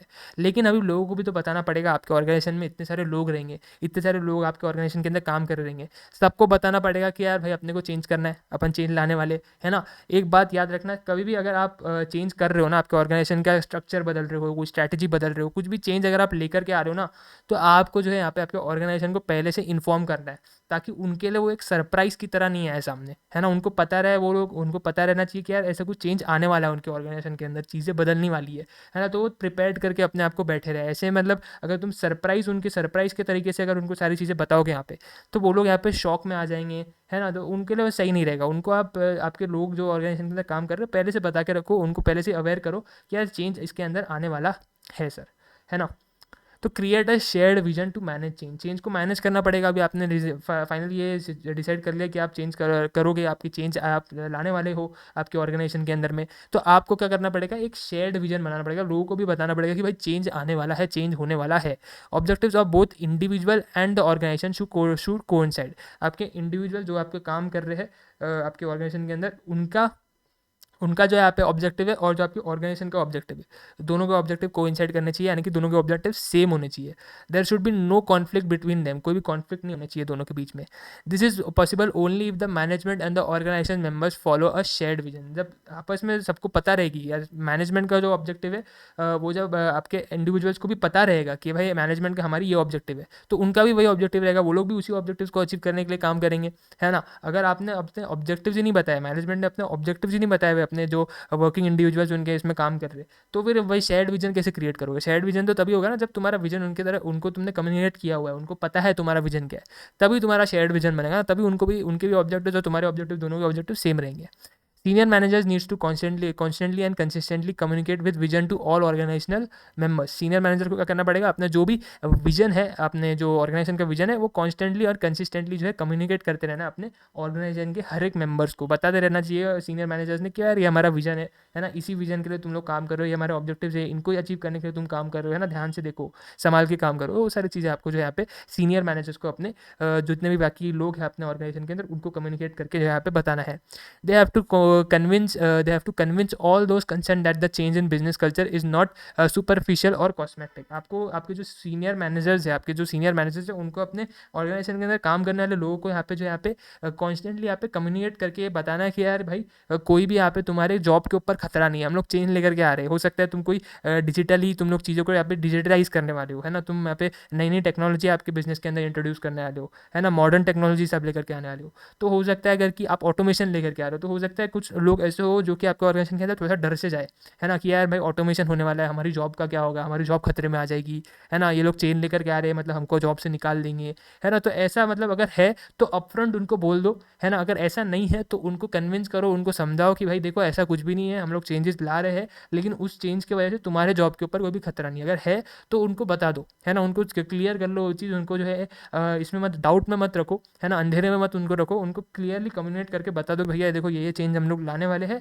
तो इसकी वजह से तुम्हारी जॉब के ऊपर इंपैक्ट पड़ सकता है। क्लियरली उनको कम्युनिकेट करो अगर ऐसा है। अगर ऐसा नहीं है तो उनको कन्विंस करो, उनको समझाओ कि भैया देखो ये जो हम लोग चेंज लेकर के आ रहे, हम लोग हमारे ऑर्गेनाइजेशन के अच्छे के लिए लेकर के आ रहे, तुमको इससे कोई भी प्रॉब्लम नहीं होगी, प्लीज़ तुम लोग हमारे साथ कोऑपरेट करो। सिंपल सी बात है। The actions taken have to be credible, highly visible and unmistakably indicative of management seriousness to new strategic initiatives and associative changes. आपको क्या करना चाहिए, आपने जो एक्शंस जो आपने फाइनली आपने जो चेंजेस लाने के आपके ऑर्गेनाइजेशन के अंदर डिसाइड किए ना, वो आपने सिर्फ ऐसे ही बस मतलब देखो भाई मेरे को चेंज करना है, ऑर्गेनाइजेशन का कल्चर के अंदर ये थोड़ी दिक्कतें आ रही है, मेरे को स्ट्रैटेजी के अंदर ये थोड़ी दिक्कतें आ रही है, तो मेरे को ये चेंजेस ऑर्गेनाइजेशन के अंदर अपने करनी है, बस ऐसे बोल के छोड़ मत दो। एक्चुअल में एक्शंस भी लो उसके लिए, है ना, एक्चुअल में उसके लिए एक्शंस भी लो, उसको इंप्लीमेंट करो, जो जो आपने चेंजेस बोले आप करोगे उसको एक्चुअल में इंप्लीमेंट भी करो, है ना। और ये जितने भी एक्शंस आप लोगे ना, ऐसा नहीं होना चाहिए हाँ भाई कोई आपको पूछे भाई एक्शंस लिए, हाँ तुम बोलोगे हाँ हाँ ले लिए मैंने ले लिए, ऐसा नहीं होना चाहिए। सबको विजिबल होने चाहिए, है ना, कोई भी थर्ड पर्सन जो है देख करके बताना चाहिए कि यार हाँ भाई ये लोग चेंजेस जो है जो इन्होंने बोले थे ये लोग चेंजेस करने वाले, ये लोग एक्शन में भी कर रहे हैं वो सारे चेंजेस, है ना। अपना जो मैनेजमेंट है ना वो सीरियस दिखना चाहिए, उसकी सीरियसनेस दिखनी चाहिए कि यार भाई हाँ ये लोग चेंज को लेकर सही में सीरियस है। ऐसे ये लोग एवं ही नहीं बोल रहे कि भाई चेंज करना चेंज करना चेंज करना, सही में ये लोग अच्छा चेंज करना चाहते हैं और ऑर्गेनाइजेशन के जो वर्किंग है जिस हिसाब से ऑर्गेनाइजेशन काम कर रही है उसको और भी ज़्यादा वो लोग इंप्रूव करना चाहते हैं। तो मैनेजमेंट की सीरियसनेस भी अपने को पता लगनी चाहिए सर। तो स्टेप्स अभी तक के लिए हम लोगों ने क्या देखा, सबसे पहले तो अपन ने बोला यार चेंज की नीड को रिकॉग्नाइज करेंगे, क्यों हमको चेंज करना है, उसकी क्या नीड है उसको रिकॉग्नाइज करेंगे कि भाई ये रीज़न की वजह से चेंज करना पड़ रहा है ऑर्गेनाइजेशन के अंदर में, तो वो आपको जो है सबसे पहले क्या करना है, आइडेंटिफाई करना है। उसके बाद सर आपको क्या करना है, एक शेयर्ड विजन यहाँ पे क्रिएट करना है, यानी कि आपके मैनेजमेंट का ऑब्जेक्टिव और आपके जो बाकी जो आपके ऑर्गेनाइजेशन में लोग काम कर रहे हैं उनके ऑब्जेक्टिव्स, दोनों के ऑब्जेक्टिव्स यहाँ पे सेम होने चाहिए यहाँ पे। तो एक शेयर्ड विजन आपने क्रिएट करना है। उसके बाद आपने यहाँ पे क्या करना है सर, फाइनली आपने जो आपका चेंज है उसको इंस्टीट्यूशनलाइज करना है, यानी कि जो भी चेंज आपने डिसाइड किया था कि यार मेरे को चेंज ये चेंज लेना पड़ेगा, ये चेंज मेरे को मेरे ऑर्गेनाइजेशन के अंदर करना है, फाइनली अभी आपने उसको जो है चेंज लेके खत्म करना। बेसिकली आप क्या कर रहे हो, पहले स्टेप के अंदर नीड को रिकॉग्नाइज कर रहे हो, क्या रीज़न था जिसकी वजह से आपको चेंज करना पड़ रहा है। दूसरे इसमें आप लोगों को बता रहे हो कि भैया हम लोग चेंज करने वाले हैं। और तीसरे इसमें फाइनली आप जो है चेंजेस जो आपके जो ऑर्गेनाइजेशन के आप करने वाले थे वो करने आप शुरू कर दे रहे हो। This is basically N action stage. जैसे कि मैंने बताया, आपने चेंजेस लेने जो है अभी चेंजेस करने शुरू कर दिए है। एक्शन स्टेज है सर, यहाँ पे आपने जो है एक्शन लेना शुरू कर दिया है, which requires implementation of change strategy. जो भी आपने स्ट्रैटेजी अभी बदली है, जो भी चेंजेस आपने स्ट्रैटेजी के अंदर किए हैं, तो जो चेंज स्ट्रैटेजी है वो मॉडिफाइड स्ट्रैटेजी है, अब आप उसको यहाँ पे इंप्लीमेंट करोगे। Creating and sustaining a different attitude towards change is essential. आपको क्या करना पड़ेगा, आपके जो लोग हैं, आपके जो ऑर्गेनाइजेशन के अंदर काम कर रहे हो, उनके एटीट्यूड्स को आपको बदलना पड़ेगा और उनको जो है वो नई स्ट्रैटेजी के साथ इंट्रोड्यूस आपको करवाना पड़ेगा। towards change is essential to ensure that the firm does not slip back into old ways of thinking or doing the things। आपका जो पहले काम करने का तरीका था, से फॉर एग्जांपल पहले आप जो है यहाँ पे काफ़ी पैसिव तरीके से काम कर रहे थे, है ना, कोई भी यहाँ पे ऑर्गेनाइजेशन के अंदर सीरियसनेस नहीं थी, सीनियर मैनेजमेंट ध्यान नहीं देता था कि उसके एम्प्लॉयज़ कैसे काम कर रहे हैं भी नहीं कर रहे हैं, कोई इतना कुछ खास ध्यान नहीं देता था, है ना। तो यहाँ पर आपको क्या करना है, यहाँ पर आपको काफ़ी जो है यहाँ पे अगर आप चेंज ले रहे हो, आप सोच रहे हो करके यार नहीं हमको सीरियसनेस लानी पड़ेगी, मैनेजमेंट को जो है अच्छे से ध्यान देना पड़ेगा, तो आपको एक्चुअल में ये चीज़ देखनी पड़ेगी कि आप एक्चुअल में मेक श्योर कर रहे हो कि भाई जो एम्प्लॉयज़ का पहले बिहेवियर था, जो उनका पहले एटीट्यूड्स था, वो अभी भी आगे भी कंटिन्यू ना हो। पहले अगर वो आता था सुस्ती मार के काम करता था, अच्छे से काम नहीं करता था, ध्यान नहीं देता था ज़्यादा काम पे, बस नाम के लिए काम करता था, है ना। तो अगर अभी अपन ने ये चीज़ डिसाइड की कि उसका ये बिहेवियर अपन चेंज करेंगे, तो अपन ने एक्चुअल में ध्यान देना है और फोकस करना है कि यार अपन उसका बिहेवियर बदले, वही बिहेवियर आगे भी कंटिन्यू ना हो, है ना। तो उसका लोगों का बिहेवियर बदलना बहुत ज़्यादा मुश्किल टास्क होता है। आप चेंज तो लेकर के आओगे, आप कल्चर बदल रहे हो, आप स्ट्रैटेजी बदल रहे हो, नई स्ट्रैटेजी लेकर के आ रहे हो, लेकिन वो नई स्ट्रैटेजी को क्या आपका एम्प्लॉय का जो ग्रुप है, जो लोग काम कर रहे हैं आपको ऑर्गेनाइजेशन के अंदर, क्या वो लोग उस चीज़ को एक्सेप्ट कर रहे हैं कि नहीं, ये आपके लिए बहुत ज़्यादा इंपॉर्टेंट वाली बात है ना। तो वो आपके लिए जो है एक मुश्किल टास्क है, वो आपको अच्छे से अकम्प्लिश करना पड़ेगा। Capacity for self renewal should be a fundamental anchor of the new culture of the firm. Beside change process must be regular monitor. आपका जो भी चेंज आप कर रहे हो उसको आपको रेगुलरली मॉनिटर करना है एंड रिव्यू करना है, जिससे आप एनालाइज कर सको क्या आफ्टर इफेक्ट से चेंज किया, जो चेंज आपने किया है, जिस रीजन की वजह से किया है, जिस बेटरमेंट के लिए आपने किया, क्या उस बेटरमेंट को आप अचीव कर पा रहे हो, ये भी चीज़ आपको रिव्यू करनी है। Any discrepancy or deviation should be brought to notice of person concern. कोई भी अगर आपको डिस्क्रिपेंसी दिख रही है, कोई भी आपको डेविएशन दिख रहा है कि यार अपन ने कोई चेंज लेना था, है ना, अपने को चेंज लेना था लेकिन इधर अपन गलत जा रहे हैं, वो चेंज अपन जब इंप्लीमेंट कर रहे हैं, अपन ने एक प्लान बनाया रहेगा कि यार ये चेंज को अपन ने ऐसे करना है, ये स्ट्रैटेजी को अपने को बदलनी है, स्ट्रैटेजी को अपन ऐसे ऐसे नई स्ट्रैटेजी को अपन ऐसे ऐसे इंप्लीमेंट करेंगे। तो उसके अंदर अगर आपको कोई भी दिक्कत दिख रही है, कोई भी आपको प्रॉब्लम दिख रही है ना, तो आप इमीडिएटली उसको अगर आप मॉनिटर करके पकड़ लेते हो, तो आप इमीडिएटली उसको क्या करो, अपने सीनियर मैनेजमेंट को, जो भी कंसर्न पर्सन है जिसको आपने रिपोर्ट करना चाहिए, आपने उसको जाकर के इमीडिएटली जो है यहाँ पे क्या करना चाहिए, रिपोर्ट कर देना चाहिए, और उस पर्सन ने क्या करना चाहिए, नेसेसरी करेक्टिव एक्शंस वहाँ पे लेने चाहिए sir. It takes time for the change culture to prevail. आपका जो भी चेंज आप कल्चर आपका बदल रहे होगे, है ना, कल्चर एक ऐसी चीज़ है जो कि सालों साल से फॉलो होते हुए आ रही है, कि काम करने का तरीका कैसा है, फिलोसॉफी कैसी है, वो सारी चीज़ें आपके कल्चर के अंदर आता है ना, लोगों की सोच कैसी है, तो वो सारी चीज़ें बदलने में टाइम लगता है ना, वो सारी चीज़ें चेंज होने में थोड़ा सा टाइम लगता है, तो आपको थोड़ा सा पेशेंस भी यहाँ पे रखना पड़ेगा।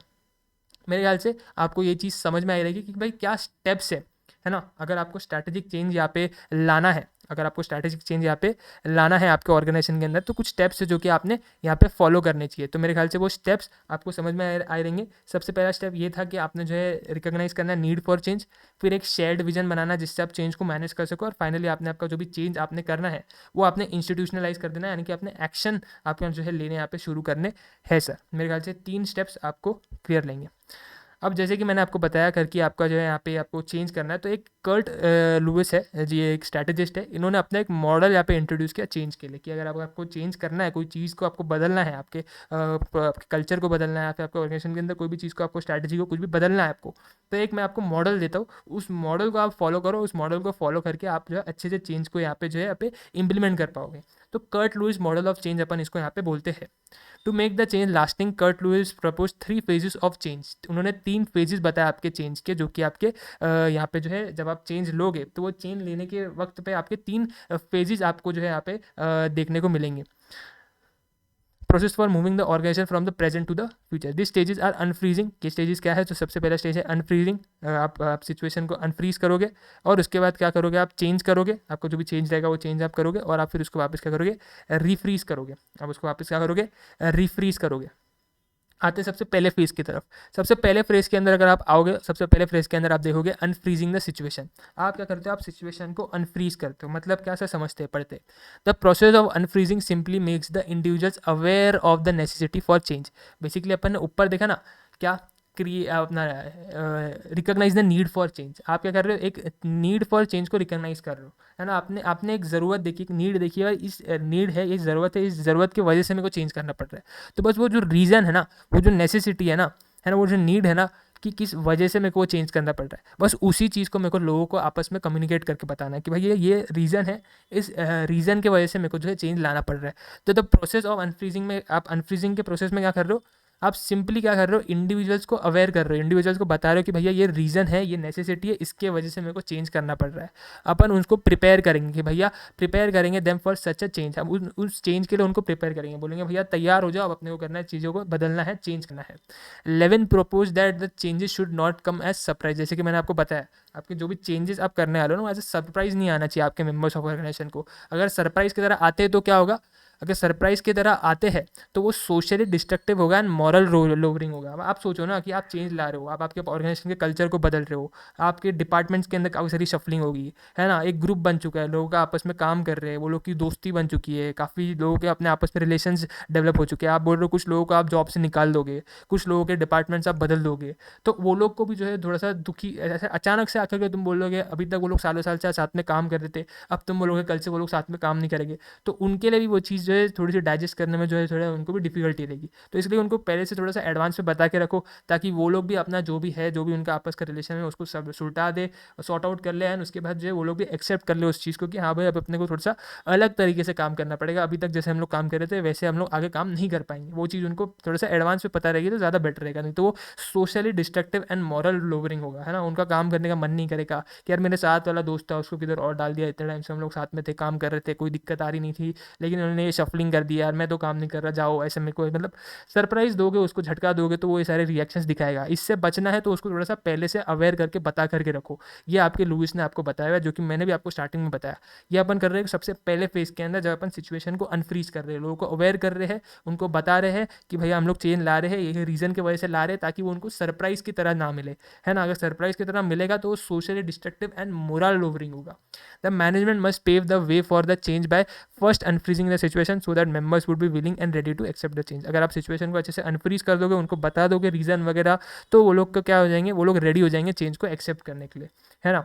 Unfreezing is the process of breaking down the old attitudes. आप लोगों का पुराना जो काम करने का तरीका था ना, उसको तोड़ रहे हो। उनका पुराने जो बिहेवियर थे, उनके जो पुराने कस्टम्स थे, पुराने ट्रेडिशंस थे, उसको आप यहाँ पे चेंज कर रहे हो और उनको ऑल एक पूरा क्लीन सेट हाथ में दे रहे हो। उसने बंदे ने जो है अपनी स्लेट होती है, बचपन में अपन स्लेट पे लिखते हैं ना चौक से, तो उसने पूरा अच्छे से सारा कुछ लिख रखा था। अब आप चाहते हो अगर कि यार वो एक नई शुरुआत ले, वो एक नई शुरुआत ले, तो आप उसको पूरा क्लीन स्लेट देते हो, पूरा स्लेट अच्छे से उसको धो करके साफ स्लेट उसके हाथ में थमाते हो, बोलते हो बेटा तू फिर से स्लेट को भर, है ना। एक नई शुरुआत कर, क्लीन स्लेट से उनको स्टार्ट करने के लिए, अगर इसका ये start with a clean slate मतलब एक नई शुरुआत ले तू, है ना। जो भी तेरे पुराने बिहेवियर्स है, कस्टम्स है, ट्रेडिशंस है, एटीट्यूड्स है, इसको तुम अनफ्रीजिंग के इस प्रोसेस के अंदर तोड़ते हो और एक नया एटीट्यूड, नया बिहेवियर, नया कस्टम लेने के लिए उनको मोटिवेट करते हो। This can be achieve by making announcement. अच्छा, ये आप कैसे कर पाओगे, अनाउंसमेंट्स करो, मीटिंग्स होल्ड करो, प्रमोट करो अपने नए आइडिया को थ्रू आउट द ऑर्गेनाइजेशन कि यार ये नया आइडिया है, प्रमोट करो उनको, पूरा एंथुजियाज्म के अंदर भरो, एंथुजियाज्म से भरो उनको, मोटिवेशन दो उनको, है ना। तो सबसे पहला फेज कर्ट लुईस मॉडल के अंदर जो अपने को इंट्रोड्यूस हो रहा है वो है आप सिचुएशन को अनफ्रीज कर रहे हो, एग्जिस्टिंग अंदर जो भी आपकी सिचुएशन है उसको अनफ्रीज करो, है ना। उसके बाद आते हैं सर अगला दूसरा फेज़ क्या होगा सर, दूसरे फेज़ के अंदर आप फाइनली न्यू सिचुएशन जो भी है आपकी, उसमें आप चेंज हो जाओ। जो भी आपकी नई सिचुएशन आपको चाहिए, जो भी आपका नया तरीका चाहिए, जिस नई तरीके से आपके ऑर्गेनाइजेशन काम करे, फाइनली मतलब basically this is an action stage. आप इधर एक्शन लेना शुरू करो आपका, है ना। Once the unfreezing process has been completed and the members of the organization recognize the need for change, उन्होंने रिकॉग्नाइज कर दिया नीड फॉर चेंज को, and have been fully prepare to accept such change, their behaviour pattern need to be redefined. अब आपको क्या करना पड़ेगा, जैसे कि अपन ने बोला आपके जो पुराने पैटर्न है, जो पुराना बिहेवियर है उसको बदलना पड़ेगा, है ना। तो आप दूसरे फेज के अंदर उनके पुराने इसको पैटर्न्स को, जो पुराना उनका काम करने का तरीका है उसको बदल रहे हो, रीडिफाइन कर रहे हो उसको। तो जब आप उनके पुराने पैटर्न्स को बदल रहे हो ना, तो यहाँ पे आपका HC केलेमन है ना। अभी अपन क्या पढ़ रहे थे, ध्यान से समझना। पहले अपन ने देखे स्टेप्स के बाद अपना शुरू हुआ कर्ट लुईस का चेंज का मॉडल, है ना, Kurt Lewin's model of change, है ना। Kurt Lewis models of change के अंदर 2 फेजेस अपने देखे। सबसे पहले अनफ्रीजिंग करो अपनी सिचुएशन को, और दूसरा नई सिचुएशन पे चेंज हो रहा है, एक्शन स्टेज है। इसमें हम लोग हमारा उनका जो पुराना जो बिहेवियर है, पैटर्न है ना, पुराना काम करने का तरीका है ना, उसको तोड़ेंगे और नया उसको सही तरीके से रीडिफाइन करेंगे, है ना, नई तरीके से उसको रीडिफाइन करेंगे। इसके अंदर हम बोल रहे हैं कि एचसी केलेमन है। एचसी केलेमन ने क्या बताया? एचसी केलेमन ने हमको बताया कि कुछ तरीके मैं तुमको देता हूँ, जिस तरीकों से तुम उसके जो पुराने पैटर्न है उनको तोड़ करके, है ना, नए पैटर्न्स उनको दे पाओगे काम करने के, उनके बिहेवियर को बेसिकली तुम चेंज कर पाओगे, है ना। तो क्या है वो कौन से तरीके जो है एचसी केलेमन ने अपने को बताया उनका बिहेवियर चेंज करने के लिए, उनका बिहेवियर को बदलने के लिए, है ना। पहले अपन क्या कर रहे हैं? अपन ऑर्गेनाइजेशन के अंदर चेंजेस कर रहे हैं। ऑर्गेनाइजेशन के अंदर चेंजेस करते वक्त अपने को लोगों के बिहेवियर भी बदलने। अगर अपने को लोगों के बिहेवियर बदलने तो उधर एचसी केलेमन का आपको जो है तरीके वहाँ पे यूज़ करने हैं। सबसे पहला आप क्या करोगे? आप कंप्लायंस मेथड लेकर के आ सकते हो। आपके पास 2-3 तरीके हैं, उन 2-3 तरीकों से आप उनके बिहेवियर को चेंज कर सकते हो। सबसे पहला तरीका है एचसी केलेमन के अकॉर्डिंग कंप्लायंस, है ना। अगर आपको उनका बिहेवियर बदलना है, लोगों का, एम्प्लॉयज़ का बिहेवियर बदलना है, तो आप कंप्लायंस का एक फॉर्मूला है, उसको यूज़ करके आप उनके बिहेवियर को बदल सकते हो। इसमें क्या होता है? इसमें क्या होगा sir? It is achieve by strictly enforcing the reward and punishment strategy for good और बैड बिहेवियर। भैया अगर तू अच्छा बिहेवियर दिखाएगा, जैसे मैं बोल रहा हूँ वैसे काम करेगा, रिवॉर्ड मिलेगा। जैसे बोल रहा हूँ वैसे काम नहीं करेगा, बुरा बर्ताव करेगा, बैड बिहेवियर दिखाएगा, तेरे को पनिशमेंट होगी। सिंपल सी बात है ना। Fear of punishment, actual punishment और actual reward seems to change behaviour of for the better. Reward देखेगा, लालच देखेगा, अपना बिहेवियर बदलेगा। पनिशमेंट देखेगा, उसके डर से अच्छा काम करेगा, तो मेरे लिए अच्छा है। तो एक तरीका तो ये होगा एचसी केलेमन के हिसाब से कि भाई कंप्लायंस मेथड यूज़ करो, रिवॉर्ड या फिर इसके लिए पनिशमेंट रख दो, उसके लालच में या फिर उसके डर से वो जो है अपना बिहेवियर जो है जैसे हम चाहते हैं वैसा रखेगा और वैसे काम करेगा, है ना। पहला तरीका तो ये होगा। दूसरा तरीका क्या होगा? दूसरा तरीका होगा आइडेंटिफिकेशन। आइडेंटिफिकेशन मतलब क्या? पूछो भाई तेरा रोल मॉडल कौन है ना। तेरा रोल मॉडल कौन है? तू किसको एडमायर करता है? वो कहता है मैं मुकेश अंबानी को एडमायर करता हूँ। तो मुकेश अंबानी की स्टोरी सुनाओ कि मुकेश अंबानी ने देख भाई कैसे उन्होंने स्ट्रगल किया, इसलिए आज जाकर के वो इतने बड़े इसमें प्लेटफॉर्म पे आकर के बैठे, इतना पैसा कमा रहे हैं। उनके पहले स्ट्रगल्स के बताओ, उनके लाइफ से थोड़ा रिलेट करो कि देख वो भी इतने हार्ड वर्किंग थे, तू भी इतना हार्ड वर्किंग है, तू भी बन सकता है उनके जैसे। उनको उनको एस्पायर करो, उनको मोटिवेट करो, उनको रिकॉग्नाइज करो कि भाई तू भी तेरे रोल मॉडल के जैसे बन सकता है। जिनको वो एडमायर करते हैं ना, उनसे उनको कंपेयर करो, बताओ कि ये ट्रेड्स उनमें भी थे कि ये ट्रेड्स तेरे में भी है, तू भी बन सकता है उनके जैसा। तो वो लोग उस चीज़ से मोटिवेशन लेकर के जो है जैसे तुम बोलोगे वैसे अच्छे से मन लगा करके काम करेंगे। उनका बिहेवियर तुम आइडेंटिफिकेशन वाले मेथड से भी बदल सकते हो। Identification occurs when members are psychologically impressed. आप साइकोलॉजिकली उनको इंप्रेस कर रहे हो ना, बता रहे हो कि भैया देख तेरे रोल मॉडल से तू तेरी जो क्वालिटीज है तेरे रोल मॉडल्स की क्वालिटीज है सेम है, तू बन सकता है उसके जैसे। साइकोलॉजिकली आप उसको इंप्रेस कर रहे हो। Upon to identify themself with some given role models whose behaviour they would like to adopt and try to become like them. जिनके जैसे वो बनना चाहते हैं उनके जैसे आप बताओ कि हाँ तू बन सकता है, वो उससे मोटिवेशन लेकर के अच्छे से काम करेगा, अपना बिहेवियर अच्छा रखेगा, है ना। तो 2 मेथड अभी तक अपन ने देखे एचसी केलेमन के हिसाब से। अगर आपको आपके जो ऑर्गेनाइजेशन में लोग काम कर रहे हैं उनका बिहेवियर बदलना है, जो कि अपने को बदलना ही पड़ेगा, जो कि हम लोग दूसरे फेज के अंदर कर रहे हैं, जब हम लोग नई सिचुएशन को अडाप्ट करने की कोशिश कर रहे हैं। जब नई सिचुएशन को तुम अडाप्ट करने की कोशिश कर रहे हो तो लोगों का बिहेवियर पुराना वाला बदलना पड़ेगा, एंड अगर वही पुराना वाला बिहेवियर लेकर के वो काम करेगा तो नई सिचुएशन को अडाप्ट ही नहीं कर पाएंगे, है ना। तो बदलने के लिए एचसी केलेमन बोल रहे हैं कंप्लायंस मेथड बनता है आपके पास, वो यूज़ कर सकते हो। आइडेंटिफिकेशन मेथड बनता है, वो यूज़ कर सकते हो। या फिर आप तीसरा मेथड हम आपको देते हैं इंटरनलाइजेशन का आपको एक मेथड देते हैं। इंटरनलाइजेशन का मेथड मतलब क्या? आप इंटरनल चेंजिंग करो, है ना, of individuals thought process in order to adjust to change introduce. उनसे पर्सनली आओ, उनसे पर्सनली जाकर के बैठो, बात करो, समझो उनका थॉट प्रोसेस क्या है और उनको समझाओ कि भैया ये हमारा नई रिक्वायरमेंट्स है, हमको इस तरीके से काम करना है, पहले हम इस तरीके से काम करते हैं। बेसिकली 1-on-1 बैठ के उनके साथ एक कॉन्वर्जेशन करो और उनको समझाओ और अपनी उनको जो है ज़रूरतें बताओ कि भैया ये हम लोग ये तुमसे एक्सपेक्ट कर रहे हैं, प्लीज़ ऐसे ऐसे काम करो। तो उनसे 1-on-1 कॉन्वर्जेशन करके उनका जो थॉट प्रोसेस है उसको जो है अपने हिसाब से शेप अप करने की कोशिश करो, है ना। वो बातचीत करो, 1-on-1 बातचीत करोगे तो तुम्हारा काम हो जाएगा। तो वो तुम कर सकते हो इंटरनलाइजेशन के प्रोसेस के अंदर में सर। तो मेरे ख्याल से ये वाला पार्ट भी अपने को क्लियर रहेगा। आते हैं सर तीसरे स्टेप की तरफ। आते हैं किसकी तरफ? तीसरे स्टेप की तरफ। तीसरा स्टेप बड़ा सिंपल सा स्टेप है सर। यहाँ पे आप देख सकते हो सर, रीफ्रीजिंग करो। पहले अपन ने क्या किया था? अनफ्रीज किया था, फिर नई सिचुएशन पे अपन चेंज हुए। नई सिचुएशन में जब अपन चेंज हुए तो अपन ये नहीं चाहते कि लोग वही पुराना बिहेवियर लेकर के नई सिचुएशन पे चेंज हुए, है ना। अगर वो पुराना बिहेवियर लेकर के कंटिन्यू करेंगे तो वही पुराने तरीके से काम करेंगे, जो कि हम चाहते नहीं है। तो उधर अपने को चेंज करने के लिए एचसी केलेमन के कुछ तरीके यूज़ करने पड़े, है ना। अभी हम लोग क्या पढ़ रहे हैं? कर्ट लुईस का चेंज मॉडल पढ़ रहे हैं। उसके अंदर ही एक पार्ट अपन ने देखा, एचसी केलेमन ने कुछ बताया कि अगर तुमको बिहेवियर बदलना है तो उसके लिए मैं तुमको थोड़ी सी चीज़ जो है थोड़ा सा ज्ञान यहाँ पे मैं तुमको दे देता हूँ। लास्ट स्टेप आपका Kurt Lewis model of change के अंदर में आता है रीफ्रीजिंग। रीफ्रीजिंग आपने पहले जैसे सिचुएशन को अनफ्रीज किया था, वापस से उसको फ्रीज कर लो। जब आप ऑलरेडी आपको पता है कि भाई हाँ जो मेरे को लोगों का नया तरीका चाहिए था, जो नया बिहेवियर चाहिए था वो आ चुका है, जो चेंजेस मैंने लाने थे वो मैं ला चुका हूँ, अब फाइनली आप जो है उसको क्या करो, नॉर्मल वे ऑफ लिविंग बना दो अपनी, रीफ्रीज कर दो उसको, वहाँ पे फ्रीज कर दो वापस से। Refreezing occurs when the new behaviour becomes a normal way of life. जैसे कि मैंने बताया नया बिहेवियर जब आपके लिए नॉर्मल चीज़ बन जाती है तो आप रीफ्रीज कर सकते हो फाइनली अपने आप को। The new behaviour must replace the former behaviour completely. जो पुराना बिहेवियर था उसको जब आप कंप्लीटली रिप्लेस कर लेते हो नए बिहेवियर के साथ में, तब आप रीफ्रीजिंग कर सकते हो। In order for the new behaviour to become permanent it must be continuously reinforce so that this new acquired behaviour does not diminish or extinguish. Basically बोल रहे कंटिन्यूसली मॉनिटर करते रहो लोगों को। ये नहीं होना चाहिए कि भाई वो लोग वापस से जो है थोड़ा टाइम के लिए उन्होंने नया बिहेवियर अडॉप्ट किया लेकिन वापस से वही पुराने वाले बिहेवियर पे वो लोग उतर के आए, ऐसा नहीं होना चाहिए। कंटिन्यूसली मॉनिटर करो, कंटिन्यूसली बात करते रहो। अगर आप आइडेंटिफिकेशन वाला मेथड यूज़ करते हो तो कंटिन्यूसली उनको अपने रोल मॉडल के साथ कंपेयर करते रहो।